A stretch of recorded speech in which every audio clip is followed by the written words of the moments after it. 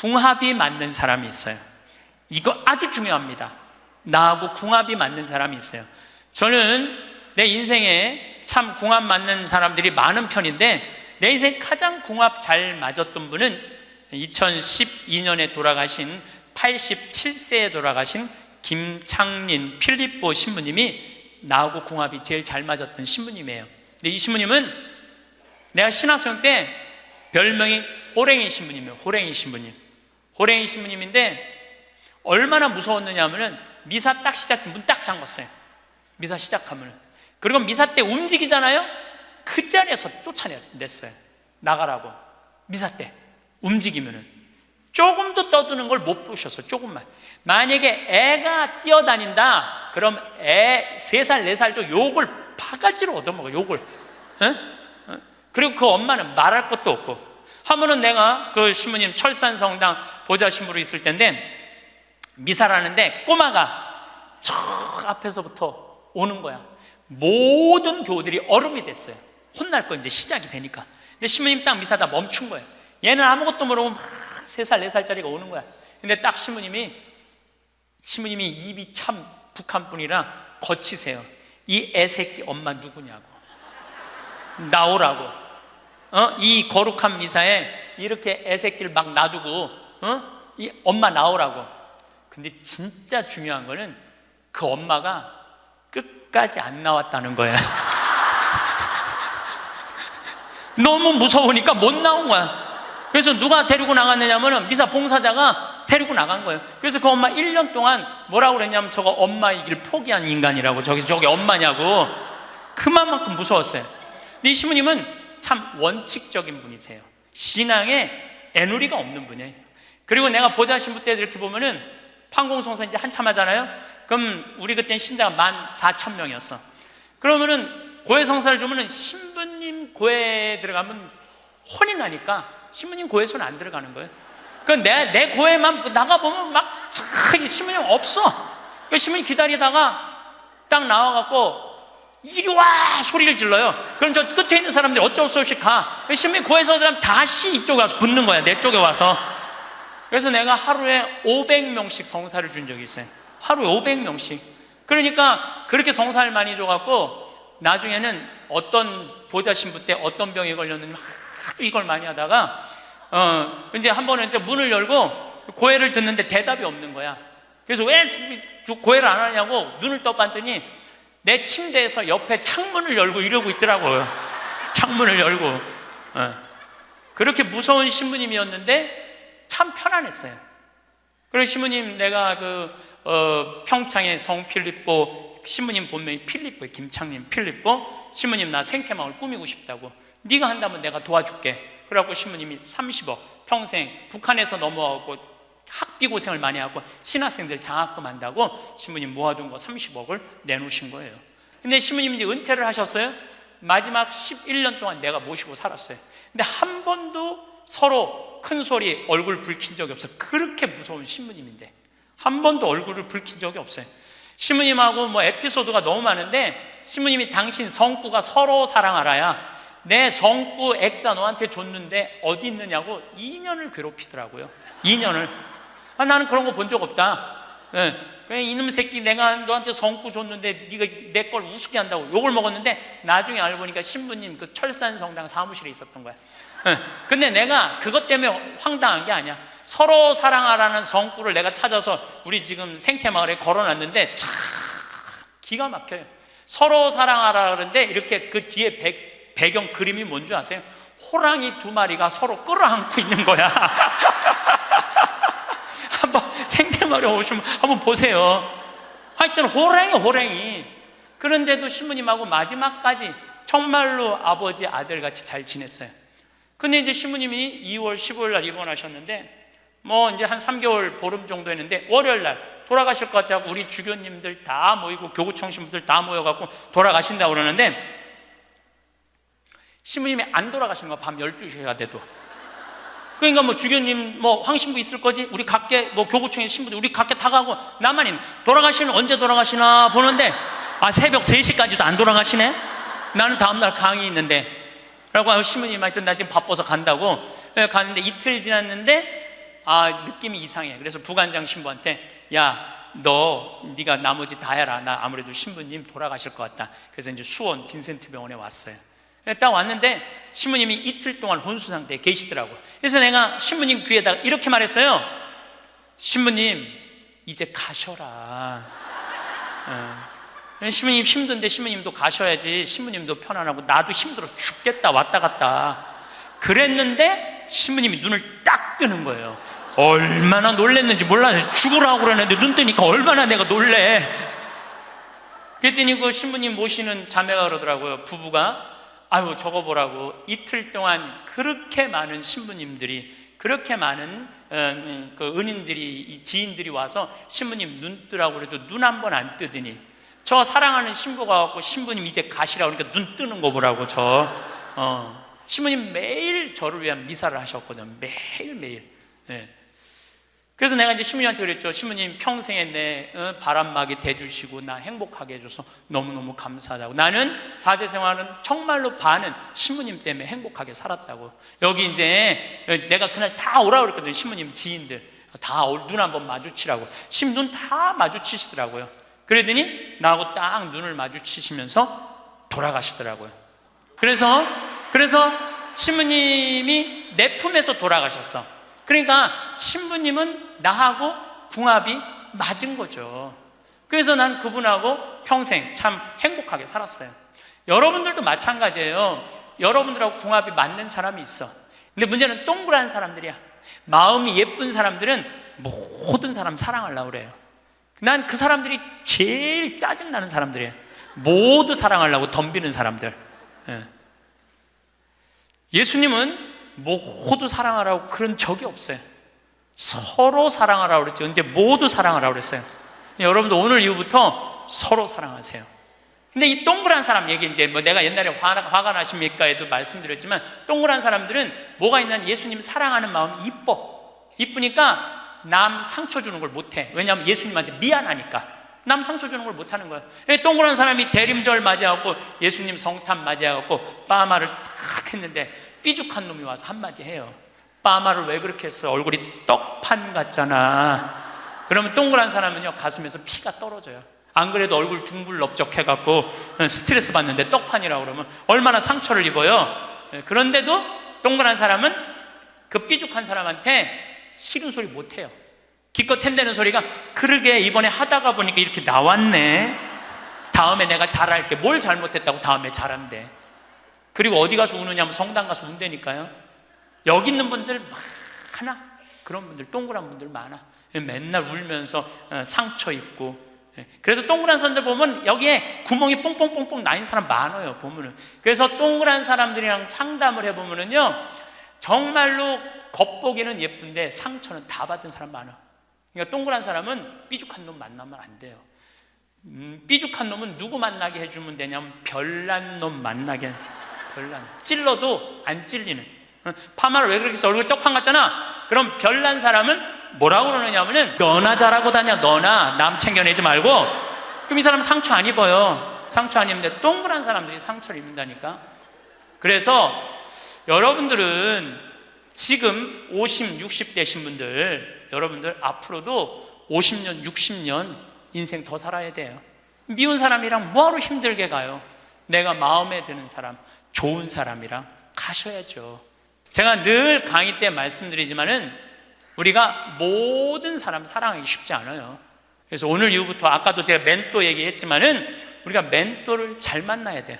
그래서 저는 막 보면은 성격 까칠한 사람들 가능한 한 안 만나요. 연락도 안 하고. 내가 좋은 사람들은 난 연락 많이 해요. 전화도 많이 하고 밥도 자주 먹고 참 좋은 것 같아. 우리 나한테 생태마을 꿈이라고 100억 주고 잠비아에 100억 준 우리 83살 된 우리 은인한, 저는 한 달에 한 번 전화해서 꼭 같이 밥 먹어요. 우리 어머니 아버지도 한 달에 한 번 꼭 같이 밥 먹고. 내가 좋은 사람만 난 전화해서 밥 먹어. 굳이 삐죽한 애 전화해갖고 내가 예수 그리스도의 이름으로 저 사람을 사랑하고야 말리라. 난 안 그런다 이거야. 어제는 이제 수원 우리 두 번째 멘토 신부 성당에 가서 강의를 하게 됐는데, 오늘 평화방송 한다고 좀 이렇게 마사지를 받으려고 그러는데 마사지 예약한 사람이 까먹고 집에 휴가를 가버렸다고 그러더라고요. 그래갖고 이제 직원을 바깥에서 운전하는 직원을 한 30분 정도 기다리는데 그 성균관대학, 수원에 성균관대학이 있는 데인데 그 수많은 젊은 여대생들이 확 지나가더라고요. 그런데 참 슬픈 건지 좋은 건지 모르겠는데 지나만 가지 얼굴이 안 보여. 눈이 이게 침침해 갖고요, 이쁜 여자가 안 보여. 이쁜 여자가. 그것도 한편으로는 참 좋다, 그런 생각도 들더라고요. 근데 이제 30분을 내가 길에서 기다리다가 직원이 뭐 때문에 잘못돼 갖고 늦게 도착을 했는데 내가 딱 탔는데 우리 직원이 그러는 거예요. 지금 왜 신경질을 안 부리세요? 그러더라고요. 근데 부리고는 싶은데 기운이 없어. 신경질 부릴 기운이 없어. 그래서 나이를 먹는 게 좋은 면도 있구나. 사소한 것에 신경이 점점 멀어지는 참 좋은 것도 있구나, 이런 생각이 들어요. 내가 40이 돼서 제일 감사한 것 중에 하나가 미운 사람이 하나도 없는 거예요. 그리고 미운 사람이 없다 보니까 마음의 평화를 많이 찾게 되더라고요. 근데 문제는 마음에 안 드는 놈들은 너무 많아. 근데 여러분들 인생 살면서 모든 사람들이 마음에 들 수 있을까요? 그건 불가능해요. 왜 불가능하냐면은 보수가 있고 진보가 있고 또 정치에 관심이 있는 사람이 있고 정치에 관심이 없는 사람이 있고 환경에 관심이 있는 사람이 있고 인권에 관심이 있는 사람이 다 달라. 다 달랐는데 어떻게 나하고 생각이 다르다고 미워할 필요까지 있느냐, 이거예요. 그냥 네모난 놈은 네모난 대로, 세모나면 세모난 대로, 동그라면 동그란 대로 인정해 주면 돼요. 그리고 제가 40이 들어서 제일 감사한 것 중에 하나가 30대 때는 일일이 다 지적해주고 가르쳐야지 속이 편했는데 40대는 안 그래요. 왜 안 그러느냐면 귀찮아. 그런 거를 일일이 다 신경 쓴다는 것 자체가 귀찮아요.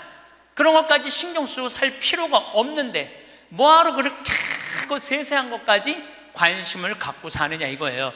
그래서 40 부록이 되면서 유혹도 흔들림도 의심도 별로 없어진 것에 대해서 너무너무 감사하다는 거죠. 50이 지천명이야. 50이 지천명. 50이 되면은 뭐 해야 되느냐면 하늘의 뜻을 아는 나이야.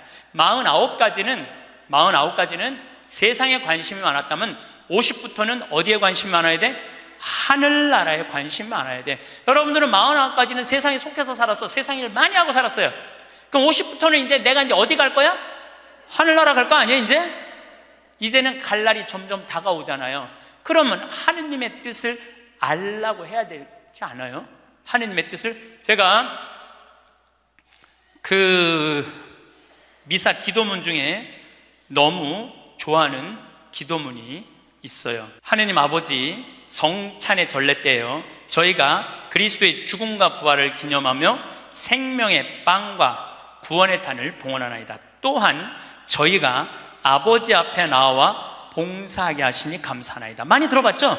또한 저희가 아버지 앞에 나와 봉사하게 하시니 감사하나이다. 저는 반장, 부반장, 줄반장도 해봤던 적이 없어요.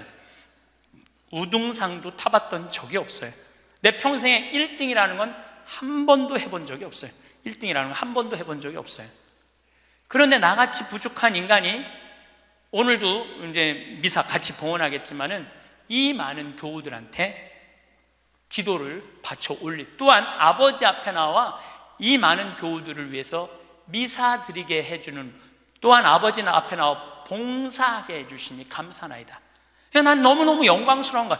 아버지 일을 하는 것에 대해서 너무 감사하는 거야. 30대 때는 하느님의 이름을 빌려서 내 일을 했어요. 30대 때는 어땠냐, 뭐가 진행이 안 되면 성질을 있는 대로 부렸어요. 30대 때는. 근데 요즘은 막 일이 진행이 안 되잖아요. 그럼 딱 내려놔요. 그리고 이렇게 말합니다. 당신이 원하는 게 아니네. 그거 딱 내려놔요. 당신이 원하는 일이면, 하느님 당신이 원하는 일이면 되겠지. 제가 작년에 잠비아에 가갖고 간호대학 수톱된 걸 보고 저 사는 맛 사는 멋 삼교 한 끼 책 팔은 거 2억 인쇄 내놨다고 그랬잖아요. 그래갖고 교우들한테 1,000만 원씩 30명만 도와달라고 그랬잖아요. 그런데 2월 달에 방송에 나갔는데 4월 마지막 주에 2억 8천이 모인 거야. 2달 만에 2억 8천이. 내가 한번 모금도 나간 적이 없는데 다 전화해서 마지막 토요일에 내가 하느님한테 이렇게 기도했어요. 하느님, 왜 2천만 원이 비냐고. 진짜 그렇게 기도했어요. 진짜. 아니 내가 2억을 내놨으면 당신 3억 내놔야 될 거 아니냐고 그렇게 기도를 했는데, 그날 저녁에 종교도 다른 할머니가 나한테 전화했어요. 신부님, 당신이 기도를 하는 중에 내가 돈이 필요할 것 같아갖고 2천만 원 보냈다는 거예요. 2천만 원. 나는 기쁘지 않았어요. 기쁘지 않았어. 왜 기쁘지 않았냐면 너무 놀랐어요. 하느님이 다 듣고 하느님 왜 2천만 원이 비냐고 그랬더니 그 저녁에 2천만 원을 채워주셨으니 여러분들 기쁠 것 같아요? 무서울 것 같아요? 무섭죠. 와. 그래서 예수님이 너희들 많은 말 하지 말아라. 아버지가 너희가 필요한 것을 다 알고 계신다. 그래서 내가 기도를 안 한다니까요. 내가 기도를 안 해요. 내가 잠비아에 농업대학 세울까? 그랬더니 100억 갖다 줬잖아요. 그래갖고 농업대학 부지가 필요한데 그랬더니 1,000만 평 대통령이 줬잖아요. 어떻게 기도를 해? 생각만 해도 하느님이 이렇게 쏟아주는데 기도까지 해주면 나는 죽어. 이거 기도까지. 근데 나는 어떤 믿음이 있느냐 하면 지천명 하늘의 뜻을 알아요. 하느님이 원하는 일이면 된다. 네. 그리고 이제 잠비아에 제가 이제 4년을 다니면서 돈도 많이 이제 그 신학교 잠비아를 쭉 다녔는데 내가 너무너무 놀란 거는 잠비아의 신자가 500만 명이에요. 그리고 내가 다니고 있는 은돌라 교구는 신자가 100만 명이야. 100만 명. 근데 신학교가 없는 거야. 잠비아의 신학생은 지금 480명이 있대요. 근데 기숙사가 없는 거야. 1, 2학년이 철학과 이렇게 다니고 이상하게 하여튼 신학 과정이 있더라고. 그래서 은돌라 교구의 반달 주교님께서 나한테 요청이 왔어요. 우리 여기 잠비아에 신학교를 좀 줘달라고.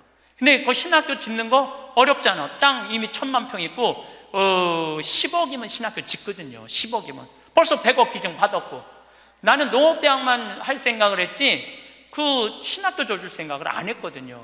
근데 생각해보니까 이거 신학교 짓는 거 이게 정말로 의미 있는 일이구나. 이게 누구의 뜻이냐? 1,000명이라는 거야. 하느님의 뜻이구나. 그래서 요즘 이제 신학교를 이제 설계를 다 끝냈어요. 신학교 설계도 다 끝났어. 그래갖고 짓는데 이제 반달 주교님이 지난 10월 달에 한국에 들어오셨어요. 근데 또 마침 우리 수원교구의 이용훈 주교님께서 그러면은 저도 그렇죠. 우리 수원교구 주교님 이름으로 책임지고 끝까지 져주기로 두 주교님께서 사인을 딱 했어. 내가 그걸 보면서 그래, 하느님이 이렇게 역사하시는구나, 그런 걸 느끼면서 내 일을 하는 게 아니라 이제 누구 일을 해? 하느님의 일을 해. 하느님의 일을 하니까 내가 책임질 필요 있어요, 없어요? 없어. 누가 책임져야 돼? 하느님이 책임져야 돼. 그야말로 내 기도는 배째라야. 줄래면 주고 말래면 말아라. 그런데 잠비아에 이번에 미국 교우들이 20명이 따라왔어요. 그런데 참 그 사연이 기가 막히더라고요. 딸이 수의학과 다니다가 교통사고로 죽은 거야. 보나라는 아이인데 24살인가 6살에. 근데 그 딸 생일날 잠비아에서 보나 샘이라고 샘을 판 거예요. 근데 그분들이 그 주교님을 만나더니 우리도 잠비아에 신학교 짓는데 자기네들이 가능한 한 100만 달러 다 모아보겠다는 거예요. 이게 그러니까 내가 그런 일을 저지르는 게 아니라 하느님이 알아서 하는 거야. 나는 뭐만 해? 심부름만 하는 거야. 또한 아버지 앞에 나와 봉사하게 하시니 감사하나이다. 여러분들 여기 50대신 분들, 50 넘으신 분들 아직도 세상 것에 연연하고 매달린다면 언제 1,000명 하늘의 뜻을 알 거예요. 이제 이 세상 돌아가는 삼라만상 이치 다 할 나이 아니에요? 50이 되면은. 그렇다면은 내가 이 세상에서 하나라도 더 가지고 끝나는 게 아니고 이 세상에서 하느님 보시기 좋은 일을 하고 가는 게 중요하다는 거야.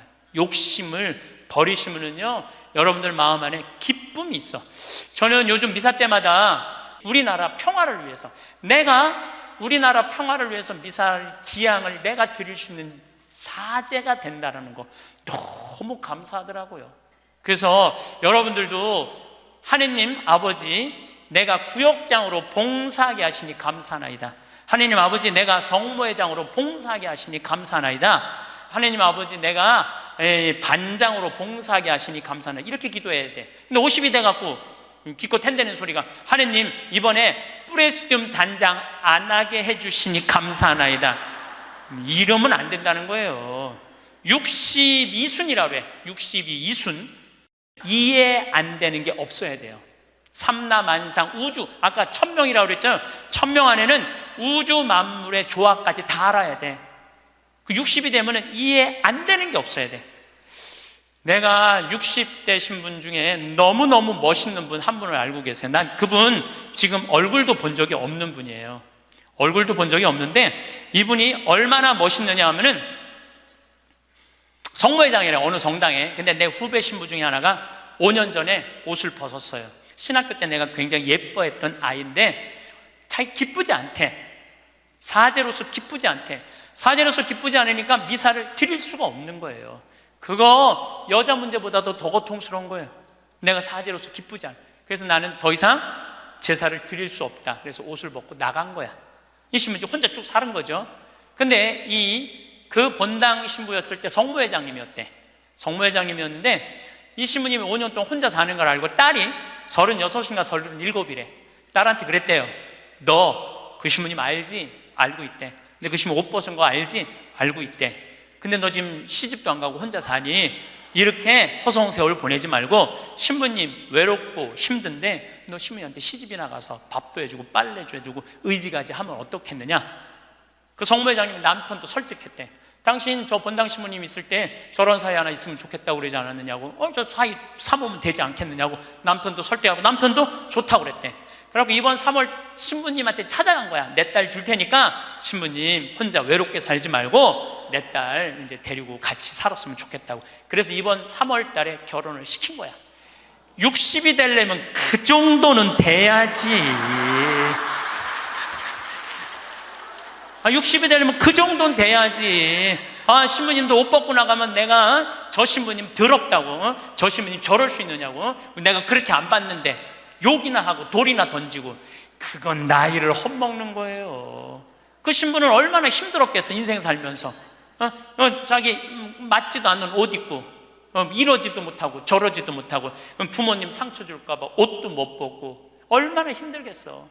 그 정도 이해는 돼야지. 60이 돼갖고 옷 벗고 나가면 나는 이해가 안 되네. 저 신부님 왜 옷을 벗고 나갔을까. 그래서 60이라는 건요 정말 아름답기 시작한 나이에요. 그리고 60이 되면은 이순이라는 게 뭐냐면은 귀가 편안해야 되는 나이에요. 60. 화가 나지 말아야 돼. 누가 내 욕을 해도 화가 나지 말아야 돼. 근데 60 된 분들 막 누가 내 욕을 해. 그럼 뭐라 그래?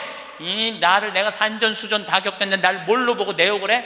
내가 이놈을 뻔때를 보여주리라. 이때부터는 나이를 헛먹는 거예요. 누가 내 욕을 해도 화가 나지 말아야 돼. 내 커피숍 하는 친구가 있어. 이 친구가 해준 얘기예요. 무슨 얘기냐면은 1시에 자기 커피숍에 60 먹은 아줌마 10명이 들어오더래요. 그래갖고 야 커피 한 잔이 6,000원 7,000원이니까 한 7만 원 버나 보다. 근데 아줌마들이 딱 들어와서 한다는 소리가 우리가 지금 개모임을 해갖고 밥을 많이 먹어갖고 패가 불러서 3잔만 시키겠다고. 3잔만 시키겠다고. 그래서 3잔만 시키더래요. 10명이 상 3개 딱 차려 해갖고. 그랬더니 요즘 리필이 다 되잖아요. 한참 먹더니 또 있더니 와서 리필 해달라고 그러더래. 리필. 또 그 큰 컵에다 리필을 다 해준 거야. 그랬더니 다시 오더니 그러더래요. 이거 우리 귀양 리필 해준 거 우리 나눠 먹게 잔 좀 더 달라고. 그래갖고 1시부터 3시까지 10명이 3잔 시켜서 온갖 수다 그냥 다 박장대소 하고 막 깔깔거리면서 3잔 값을 내고 나가더래요. 너무 가슴이 아프더래요. 왜냐하면은 전기세도 있고 자리세도 있고 월세도 내야 되는데 저 아줌마들 10명이 들어와서 3잔만 시켜서 먹고 나가 얼마나 가슴이 아픈지 몰라요. 여러분들 돈이 없으면은 막심 골드 그 150원이야. 스틱 커피. 그거 10개 사면 1,500원이야. 그럼 보온병 사다가 종이컵 사다가 종이컵은 안 되지만은 그냥 그 앞에 공원이거든. 그거 먹으면 되지. 왜 그 남의 상처를, 이걸 뭐라고 하냐면은 나이값도 못한다고 그러는 거야. 늙으려면 어떻게 늙어? 곱게 늙어. 늙으려면 곱게 늙어야 돼. 나이를 먹으려면은 제대로 먹어야 된다는 거예요. 나는 그래서 우리 직원들 장 보러 나갈 때 절대 못 깎게 해요. 돈 못 깎게. 그거 300원, 400원 깎아서 뭐해? 우리 직원이 지난번에 그러더라고요. 자기가 저기 막 호박을 20개를 사는데 한 푼도 안 깎길래 하나 더 얹어주더래. 더 얹어주길래 이거 우리 신부님이 깎지 말라고 그런다고. 깎지 말란다고 그래. 나도 농사 짓는 사람이라요. 참 그 농사가 얼마나 어려운데. 할머니들이 두릅 따 갖고 나오고 쑥해 갖고 나오는 거 300원 깎는다, 200원 깎는다 그러다 안 깎아주면 또 그냥 건너 갖고 사고, 돌아다니면서 상처는 다 주고 다녀. 그리고 나 돈 아꼈다고. 참, 그 정도로 200원, 300원 깎고 돈 아낄 정도로 돈이 없으면은 그냥 집에 가만히 앉아 있어. 돌아다니지 말고. 예. 그래서 나이값을 해야 된다는 거예요. 나이값. 늙으려면 어떻게 늙어? 곱게 늙어야 돼. 늙으려면. 저는 60된 여자친구들이 많아요. 진짜로. 근데 60대 분들하고 이렇게 대하면 참 편안해요. 30대, 40대 이 여자들은 불편해. 불편해. 근데 60만 되면은 아주 편안해. 그리고 60이라고 얼굴이 못생긴 것도 아니야. 이뻐 다. 60은 내가 보기에는 아름답기 시작한 나이에요. 아름다운 모습으로 나이를 들어가는 것. 누가 뭐라 그래도 받아들이고 포용할 수 있는 따뜻한 나이가 저는 60이 아닌가 싶어요. 70이 종심소욕 불육이라고 그래요. 뭐라고 하면 70이면 마음을 따른, 욕구가 일어나는 마음을 따라도 법의 어긋남이 없는 나이야. 그러니까 내가 한 70 넘은 분이 내가 욕심껏 행동을 해도 그게 법에 어긋나지 말아야 돼.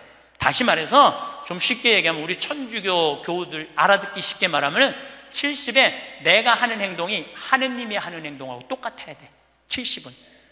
근데 70된 할머니들 막 잔치집에 갔는데 그냥 부친 게 맛있다고 꼬쟁이에 그 집에 부친 게 남든 모자라든 상관하지 않고 꼬쟁이에 싸갖고 막, 그게 이제 늙으려면 곱게 늙으려는 거예요. 그러면 안 된다는 거예요. 70. 불류구라는 게 뭐냐면 자야, 자. 예. 자아가 넘침이 없는 거. 우리 요셉 성인을 의인이라고 그러죠? 왜 의인이라고 그러는지 아세요? 목수들은 자가 생명이에요. 그래서 길이가 정확해야 돼. 그래서 목수들은 재판할 때도 누구를 불러냐? 목수를 불러요.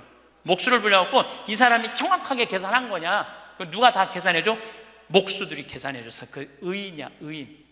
그러니까 어긋남이 없는 거야, 어긋남이. 70이 되면은. 근데 70이 됐는데도 불구하고 욕심을 부리고. 난 70된 할머니들 싸우는 거 많이 봤어요.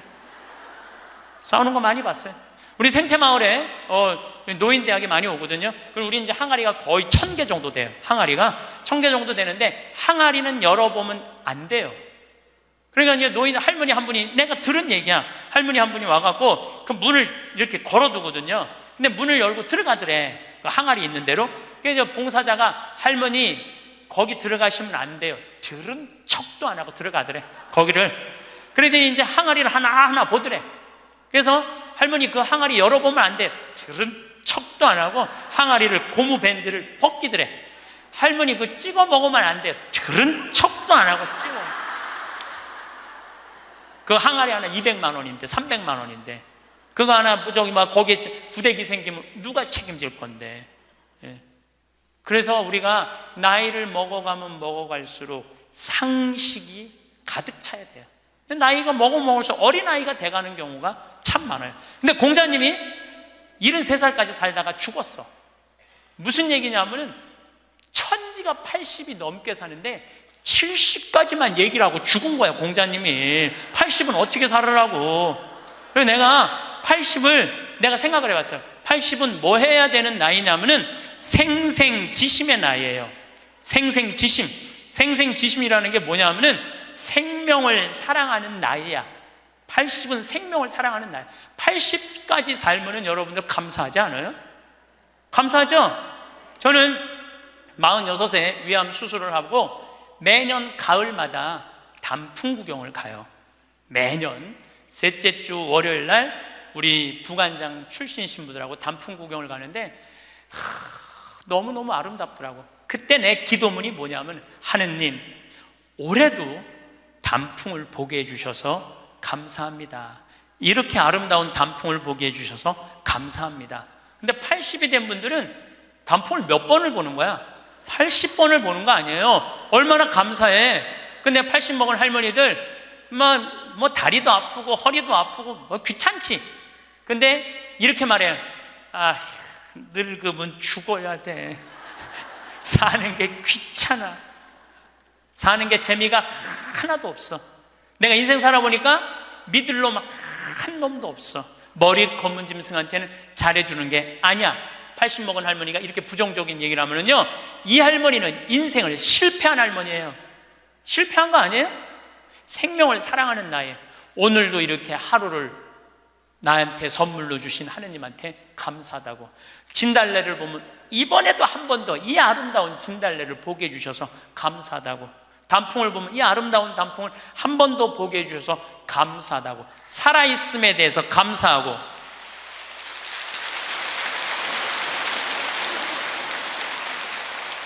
생명에 대해서 사랑하는 마음. 예. 저는 우리 요즘 대리임 때 우리 직원들 마니또를 해요. 작년에 느닷없이 마니또를 하자고 그러더라고요. 그래서 이제 쭉 뽑았어. 우리 직원이 40명인데 나는 이제 60 먹은 형제가 뽑혔어요. 근데 한 달 동안 그 형제만을 위해서 기도한다는 게 좀 그렇더라고요. 왜냐하면 내가 40명의 목자인데, 그래서 내가 매일 한 명씩 이름을 부어서 묵주기도 5단을 해줬어요. 나는 어떤 신념이 있느냐면, 하루에 묵주기도 기도 5단 이상 하면 안 된다는 신념이 있어요. 5단도 힘들어 죽겠는데 막 20단 30단 하는 사람들 보면은 놀라워. 뭐 한다고 20단 30단씩이나 해. 하루에 5단 이상 하면 안 된다는 신념이 있어요. 그런데 날짜는 30일인데 직원은 40명이잖아요.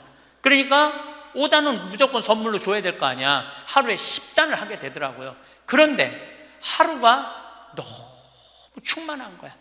막 10단을 하니까 더 충만한 거야. 이거 봐라. 남을 위해서 기도하는 게 참 좋으네. 너무 좋더라고, 기도하는 게. 1월 달에 딱 되고 나는데 우리 어머니 아버지 막내 세연이라고 이제 증손녀가 태어났는데 23명이야. 매일 한 명씩 묵주기도 5단을 했어요. 2월 달에는 내가 이제까지 살아오면서 나하고 사이 좋았는데 죽은 사람들 위해서 묵주기도 5단. 여러분들 여기 화랑에 작년 12월 14일 날 내 친구 신부 김순겸 사도 요한 신부가 모잠비크에서 선교사 하다가 죽었어, 교통사고로. 근데 그 신부가 그림 그린 거 여기 지금 전시해요. 난 그렇게 그림 잘 그리는지 몰랐어. 지금 아까 내려왔다 왔는데 너무 그림 잘 그리더라고. 우리 순겸이 신부, 뭐 성모님이 너무 사랑하지만 천당 가게 해달라 그러고, 또 안토니오 신부, 여러 신부들, 또 내가 글라라, 여러 하여튼 죽은 사람들 한 달 동안 기도해 주니까 기분이 내가 너무 좋더라고. 그래서 3월 달부터, 올해 3월 달부터는 이제까지 어려서부터 지금까지 나한테 잘해줬던 사람을 위해서 묵주기도를 맨날 해요. 그러나 한 메시지 보내요. 내가 너 위해서 오늘 묵주기도 했다고. 알아야 될 거 아니야. 내가 그렇게 힘들게 묵주기도 5단 했는데 알아야 될 거 아니야. 근데 다 못했어요. 신부님 미운 사람 없어요? 여러분들, 내 가슴이 얼마나 넓다고 미운 놈까지 다 고이 간직해야 돼? 그렇지 않아요?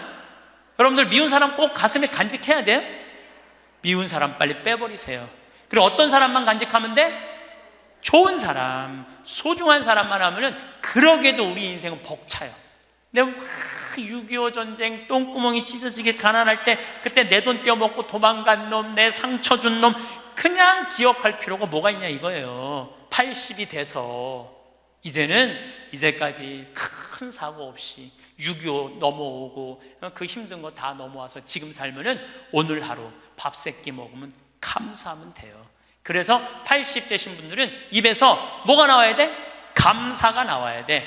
제가 자신 껴안기라는 주제로 이야기를 이제까지 했습니다. 여러분들 나 자신을 껴안을 줄 알아야지, 나 자신을 껴안을 줄 알아야지 잘 살아요. 잘 살아야지 잘 죽을 수가 있어요.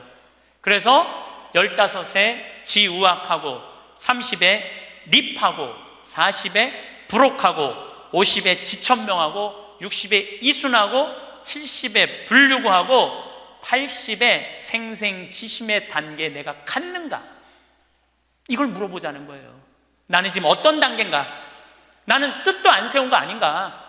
뜻도 안 세우고 공부도 안 하고 또 내가 섰다면은 어떻게 살아가야 될 것인가? 쓴 사람으로서.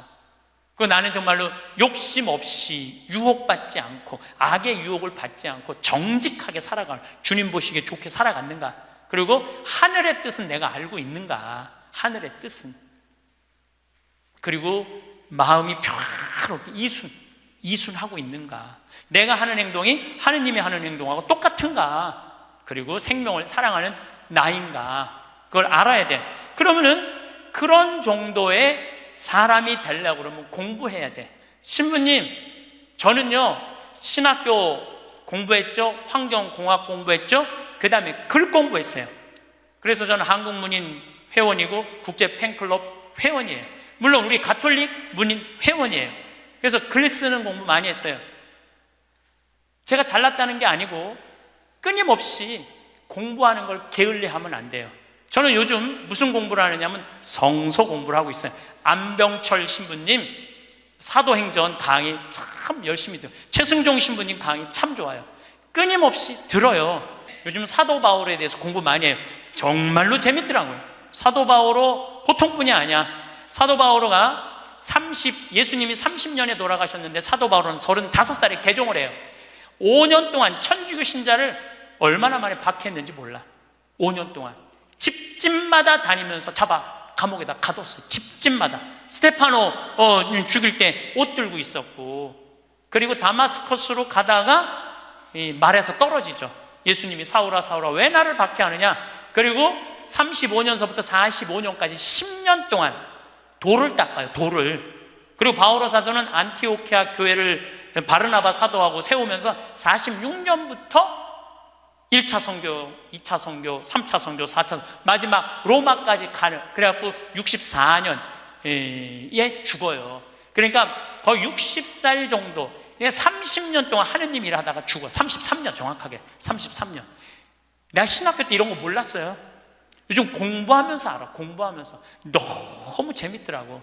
신부님은 팔자가 좋아갖고 대학 다니고 싶으면 대학 다니고, 대학원 다니고 싶으면 대학 다니고, 그 다음에 무슨 교수한테 글 배우고 싶으면 글 배우고. 신부님 팔자가 좋죠. 여러분들, 내가 팔자가 좋은 게 아니에요. 여러분들도 얼마든지 배울 수가 있어. 내가 지금 왜 이 핸드폰을 들고 왔다 갔다 하느냐면은 여기에 대학이 들어있어요.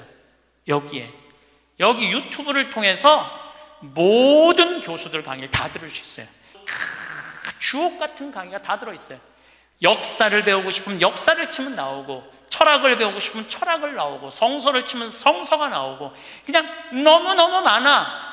여기 휴대폰에 이거 맨날 메시지하고 전화 받는 걸로 하지 말고, 신부님 이거 어떻게 찾아요? 손자들한테 해달라고 그래. 손자들한테 이렇게 얘기하세요. 그게 손자들 교육이에요. 얘야, 나 소크라테스 변론이라는 거 듣고 싶은데, 변론이라는 걸 듣고 싶은데 이거 좀 내가 누르면 바로 나오게 해줘라.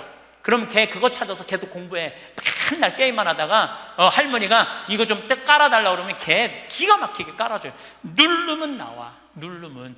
결국은 내가 서야 돼. 내가 깨우쳐야 돼. 배우고 익히니 이 또한 기쁘지 아니한가? 라는 우리 공자님 말씀대로 저는 여러분들이 공부했으면 좋겠어요. 공부를 하면은요, 소크라테스 말씀처럼 지식은 덕으로 가고 덕은 곧 행복으로 이어진다는 거예요. 그래서 우리 교우들 열심히 공부하셔서 조금 더 성숙한 사람으로 변화돼 나갔으면 좋겠어요. 행복은 곧 힘입니다. 더 정확히 말하면 행복이 곧 경쟁력이 된 시대입니다. 마음이 편안한 사람이 더 좋은 결정을 내리고 더 좋은 관계를 만들고 더 좋은 결과를 만들어냅니다. 이것은 단순히 기분 좋게 사는 것을 넘어서 실제로 삶을 더 잘 살아갈 수 있는 힘을 갖추는 것입니다. 행복한 사람은 스스로를 소모하지 않습니다. 이것이 가장 중요한 차이입니다. 불행한 사람은 자기 자신과 싸우며 살아갑니다. 자신을 탓하고 자신에게 화를 내고 스스로에게 가혹합니다. 그렇게 자기 자신을 갉아먹으며 앞으로 나아가려 합니다. 하지만 그런 방식으로는 멀리 갈 수 없습니다. 에너지는 한정되어 있고 스스로를 소모하는 사람은 결국 바닥을 드러내게 됩니다. 반면 행복한 사람은 다릅니다. 이들은 스스로를 돌봅니다. 피곤하면 쉬고 힘들면 멈춥니다. 자신의 감정을 인정하고 필요한 것을 챙깁니다. 이것이 나약함이 아니라는 것을 알기 때문입니다. 오히려 이것이 계속 나아가기 위한 방법이라는 것을 압니다. 마치 긴 여행을 떠날 때 중간중간 휴게소에서 쉬어가는 것처럼 삶도 그렇게 쉬어가며 나아가야 한다는 것을 이해합니다. 쉬는 것이 게으른 것이 아니라 더 오래, 더 건강하게 가기 위한 준비라는 것을 깨닫습니다. 행복한 사람은 감사하는 습관을 가지고 있습니다. 작은 것에도 고마워할 줄 압니다. 아침에 눈을 뜨는 것, 따뜻한 햇살, 맛있는 음식, 편안한 잠자리, 이런 것들이 당연하지 않다는 것을 압니다. 그래서 매일매일이 선물처럼 느껴집니다. 이런 마음은 삶을 풍요롭게 만듭니다. 같은 하루를 살아도 감사하는 사람은 더 많은 것을 느끼고 더 많은 것을 누립니다. 똑같은 아침 식사를 해도 똑같은 거리를 걸어도 감사하는 마음이 있으면 그 안에서 더 많은 기쁨을 찾아냅니다. 관계도 다릅니다. 행복한 사람은 다른 사람을 공격하지 않습니다. 자신이 충만하기 때문에 남을 깎아내릴 필요가 없습니다. 대신 다른 사람의 성공을 함께 기뻐하고 다른 사람의 아픔을 함께 슬퍼합니다. 이런 사람 곁에는 자연스럽게 사람들이 모입니다. 좋은 관계는 또 다른 행복을 만들어내고 그 행복은 다시 더 좋은 관계를 만들어냅니다. 이렇게 선순환이 일어납니다. 행복한 사람 주변에는 따뜻한 기운이 흐르고 그 기운이 더 많은 사람들을 끌어당깁니다. 이런 모든 것들이 결국 지속 가능한 성공으로 이어집니다. 지속 가능하다는 말이 중요합니다. 한순간 반짝하고 사라지는 성공이 아니라 오래도록 계속되는 성공. 일시적으로 높이 올라갔다가 추락하는 것이 아니라 천천히 꾸준히 올라가는 것. 그것이 진짜 성공입니다. 그리고 그런 성공은 행복한 마음에서만 가능합니다. 불행한 마음으로 이룬 성공은 오래가지 못합니다. 그것은 마치 모래 위에 세운 집과 같습니다. 언뜻 보기엔 멋져 보이지만 파도가 치면 무너져 버립니다. 억지로 견디며 이룬 것들은 결국 무너집니다. 마음이 버티지 못하기 때문입니다. 몸도 버티지 못하기 때문입니다. 관계도 버티지 못하기 때문입니다. 모든 것이 긴장 상태에서 만들어졌기 때문에 그 긴장이 풀리는 순간 함께 무너져 내립니다. 하지만 행복한 마음으로 이룬 것은 다릅니다. 그것은 단단한 바위 위에 세운 집과 같습니다. 바람이 불어도 비가 내려도 흔들리지 않습니다. 왜냐하면 그 밑바탕이 튼튼하기 때문입니다. 행복이라는 단단한 기초 위에 세워진 성공은 무너지지 않습니다. 설령 어려움이 와도 그것을 이겨낼 수 있는 힘이 그 안에 있습니다. 많은 분들이 아직도 행복을 미루고 있습니다. 일이 끝나면, 돈을 좀 더 벌면, 상황이 나아지면 그때 행복해지겠다고 생각합니다. 하지만 그때는 오지 않습니다. 항상 새로운 일이 생기고 항상 돈은 부족하고 항상 상황은 완벽하지 않습니다. 행복을 미루는 것은 삶을 미루는 것과 같습니다. 오늘 행복하지 않으면 내일도 행복하지 않습니다. 행복은 조건이 갖춰져야 오는 것이 아니라 마음먹기에 달린 것이기 때문입니다. 지금 이 순간이 행복해져야 합니다. 완벽하지 않아도 괜찮습니다.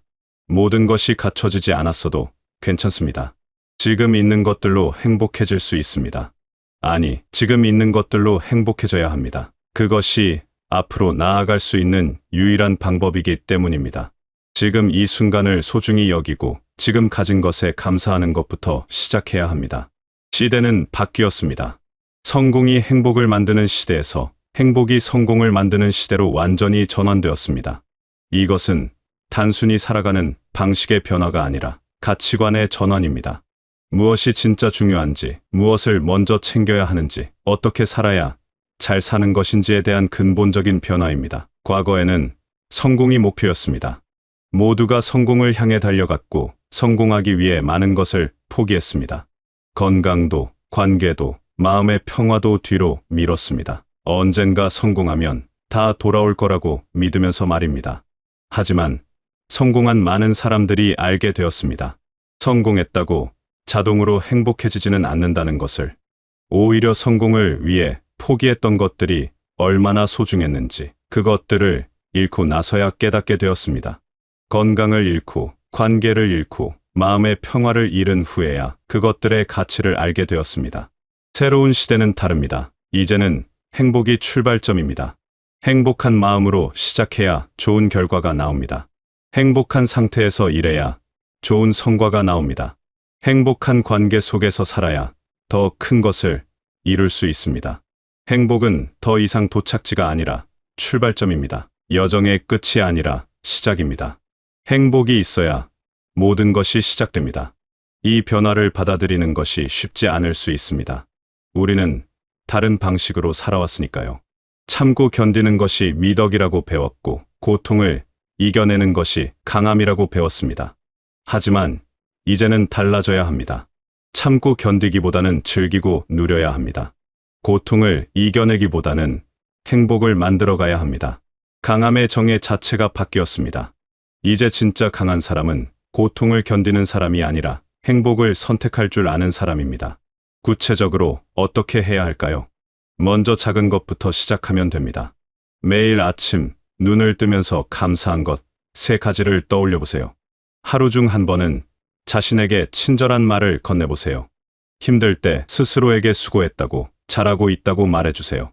이런 작은 것들이 모여서 큰 변화를 만들어냅니다. 처음엔 어색하고 이상하게 느껴질 수 있습니다. 하지만 계속하다 보면 자연스러워집니다. 그리고 어느 순간 그것이 삶을 바꾸고 있다는 것을 느끼게 됩니다. 자신을 돌보는 시간을 가지세요. 하루에 10분이라도 좋습니다. 그 시간만큼은 온전히 자신만을 위한 시간으로 만드세요. 좋아하는 것을 하거나 편안하게 쉬거나 그냥 아무것도 하지 않아도 좋습니다. 중요한 것은 그 시간이 자신을 위한 시간이라는 것입니다. 다른 누구도 아닌 나를 위한 시간. 그런 시간이 매일 조금씩이라도 있어야 합니다. 다른 사람과의 관계도 돌아봐야 합니다. 나를 지치게 만드는 관계는 정리하고 나를 행복하게 만드는 관계에 더 많은 시간을 쏟으세요. 모든 사람을 다 만족시킬 수는 없습니다. 그럴 필요도 없습니다. 진심으로 나를 아끼는 사람들, 내가 진심으로 아끼는 사람들과의 관계를 소중히 하는 것으로 충분합니다. 관계의 질이 삶의 질을 결정합니다.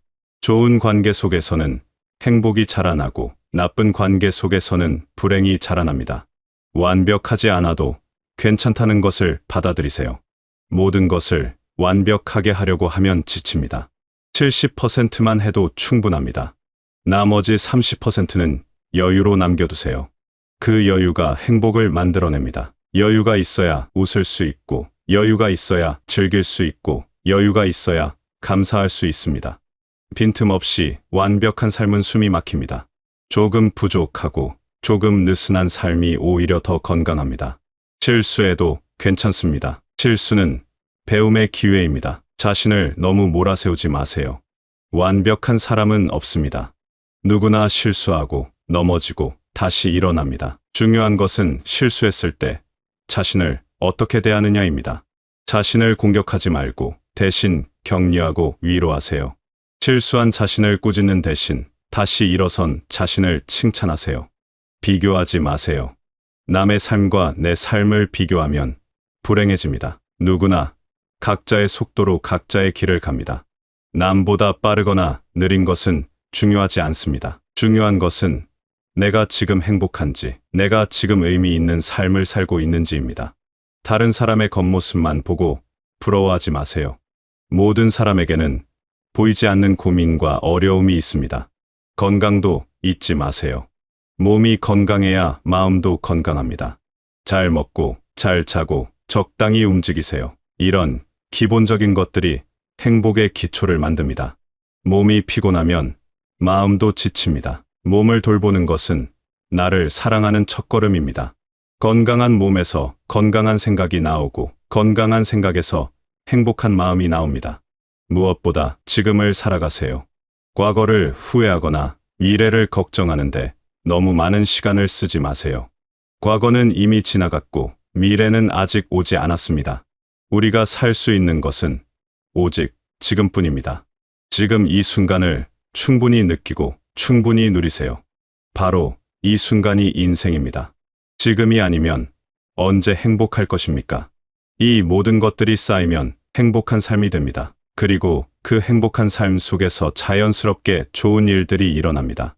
좋은 사람들을 만나고 좋은 기회가 오고 좋은 결과가 따라옵니다. 이것이 바로 행복이 성공을 만드는 방식입니다. 억지로 만드는 것이 아니라 자연스럽게 흘러가는 것입니다. 시대가 우리에게 요구하는 것이 바뀌었습니다.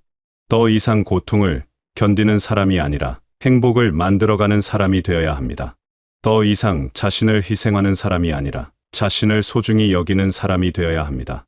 더 이상 미래를 위해 현재를 포기하는 사람이 아니라 현재를 행복하게 살면서 미래를 준비하는 사람이 되어야 합니다.